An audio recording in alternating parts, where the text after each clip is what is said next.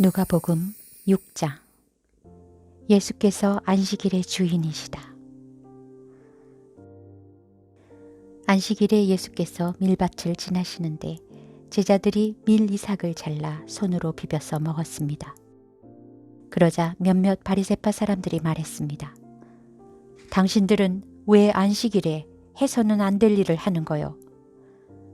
예수께서 그들에게 대답하셨습니다. 다윗과 그 일행이 굶주렸을 때 다윗이 한 일을 읽어보지 못했느냐? 다윗이 하나님의 집에 들어가 제사장만 먹게 돼 있는 진설병을 자신이 먹고 또 자기 일행에게도 나눠주지 않았느냐? 그러고 나서 예수께서 바리새파 사람들에게 말씀하셨습니다. 인자는 안식일의 주인이다. 또 다른 안식일에 예수께서 회당에 들어가 가르치셨는데 거기에 오른손이 오그라든 사람이 있었습니다. 바리새파 사람들과 율법학자들은 예수를 고소할 구실을 찾으려고 안식일에 예수께서 병을 고치시는지 안 고치시는지 엿보고 있었습니다. 그러나 예수께서는 그들의 속마음을 꿰뚫어 보시고 손이 오그라든 사람에게 말씀하셨습니다. 일어나 앞으로 나오너라. 그러자 그가 일어나 앞으로 나왔습니다. 그리고 예수께서 그들에게 말씀하셨습니다. 내가 너희에게 묻겠다. 안식일에 선한 일을 하는 것과 악한 일을 하는 것 중 어느 것이 옳으냐? 사람을 살리는 것과 죽이는 것 중 어느 것이 옳으냐? 예수께서는 그들 모두를 둘러보고는 그 사람에게 말씀하셨습니다. 너의 손을 펴보아라. 그가 손을 펴자 그의 손이 회복됐습니다. 그러나 그들은 화가 나서 예수를 어떻게 해야 할지 서로 의논했습니다. 예수께서 12제자를 세우시다. 그 무렵 예수께서 기도하시기 위해 산으로 올라가 밤을 새워 하나님께 기도하셨습니다. 날이 밝자 예수께서는 제자들을 불러 그중 12명을 뽑아 사도로 부르셨습니다. 예수께서 베드로라 이름 지으신 시몬과 그 동생 안드레, 그리고 야고보, 요한, 빌립, 바돌로메, 마태, 도마, 알페오의 아들 야고보, 열심당원으로 불린 시몬, 야고보의 아들 유다, 배반자가 된 가롯 유다였습니다. 예수께서 복과 화를 선포하시다. 예수께서 제자들과 함께 산에서 내려와 평지에 서 계셨습니다. 거기에는 제자들의 큰 무리가 있었고 또 온 유대와 예루살렘과 두로와 시돈의 해안 지방에서 모여든 많은 백성이 큰 무리를 이루고 있었습니다. 그들은 예수의 말씀도 듣고 자기들의 병도 고치고자 몰려온 사람들이었습니다. 더러운 영들에게 시달리던 사람들도 있었는데 그들은 낫게 됐습니다. 그러자 사람들은 모두 예수를 만져보려고 애썼습니다. 예수에게서 능력이 나와 그들을 모두 고쳐주었기 때문입니다. 예수께서 눈을 들어 제자들을 보시며 말씀하셨습니다. 너희 가난한 사람들은 복이 있으니 하나님 나라가 너희의 것이다.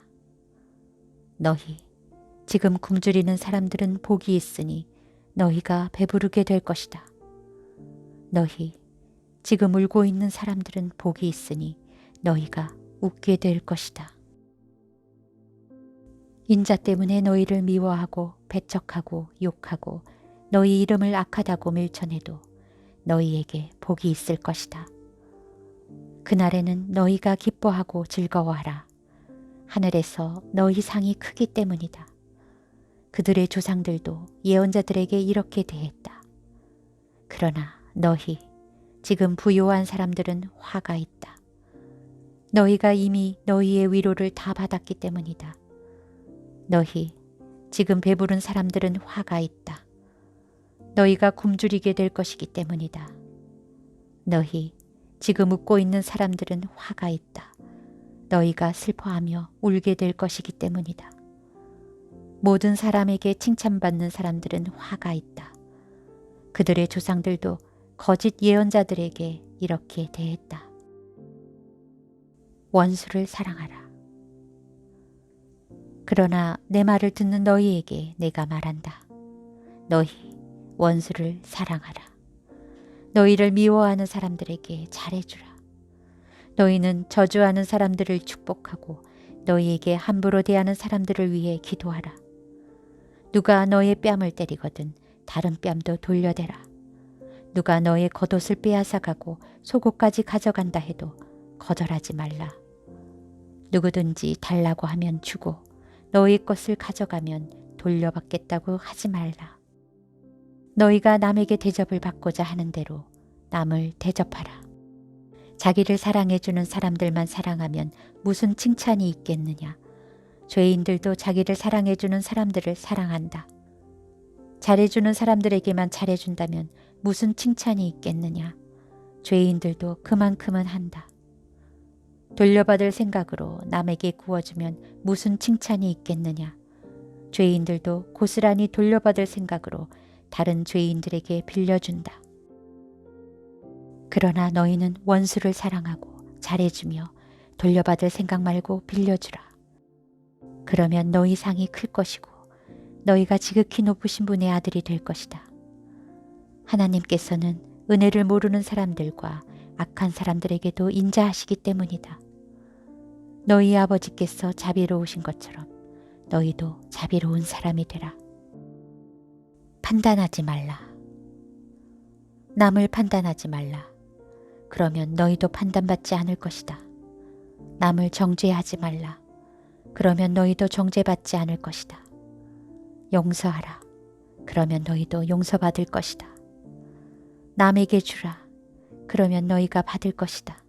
그것도 많이 꾹꾹 눌러 흔들어서 넘치도록 너희 품에 안겨줄 것이다. 너희가 남을 저울질하는 만큼 너희도 저울질 당할 것이다. 예수께서 또한 그들에게 이런 비유를 들려주셨습니다. 눈먼 사람이 눈먼 사람을 인도할 수 있느냐? 그러면 둘 다 구덩이에 빠지지 않겠느냐? 학생이 스승보다 나을 수 없다.